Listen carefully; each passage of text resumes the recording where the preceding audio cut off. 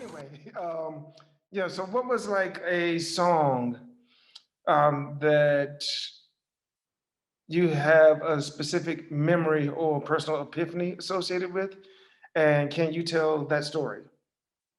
Um, I've been struggling with this because I knew this was coming, and I've been trying to figure out what single answer I would give.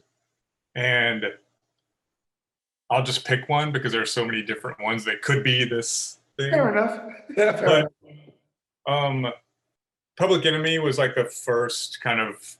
I liked different hip hop before Public Enemy, but Public Enemy made it like this is something that I am into. Like I'd been listening when I first heard rap music, we didn't know it was called hip hop. I was in South Alabama and we were breakdancing, and that we called it breakdance music because we didn't even know what it was called at the time. Because of the way that information trickled down to where we were, there was no like, this is, there was Yeah. nobody telling you what was what.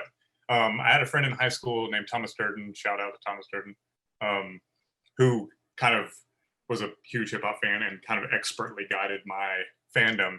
Yeah. And the first time I heard Public Enemy was on a BMX video. There were these underground videos. I ride flatland BMX and did in the '80s, competed in the '80s, and we Okay. would get these videotapes that different people would put together of new tricks. And so one of these, Dorkin in York came through, and Rebel Without a Pause was on there, and I Okay. was just like, what, again, I was familiar with hip hop, but this was something else, right? Just the Yeah. noise, it was just noisy, and it just Chuck's voice was this big booming voice and all that. It was Yeah. just like, and of course I'm watching this video over and over because I'm trying to learn the tricks. And so this just gets ingrained. So I finally asked Thomas, I'm like, who is this? Because the videotapes didn't tell you who the music was. Yeah. It's a different time. Right. And Yeah. so, he was like, oh, that's Public Enemy here. And he gave me the tape.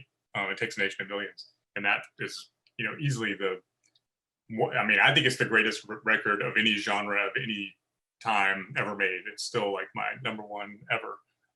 But that song on that videotape was the kind of door into that, and it's still a part of it. Boogie Down Predictions, the book that's coming out, has a whole essay on those two, on It Takes a Nation of Millions and Fear of a Black Planet. It's a Kimber McLeod kind of roundtable with Hank Chuckley and Chuck D and all of them talking about the production of those records. So Oh I yeah. included I included that not only because I wanted Kimbrough in there, but also because Public Enemy, you saw in Dead Precedence, there's a whole big thing about Extinction Rebellion. So it's just a very, very important, record to me. And Rebel Without a Pause was the song that kind of, led me into that. So Oh yeah.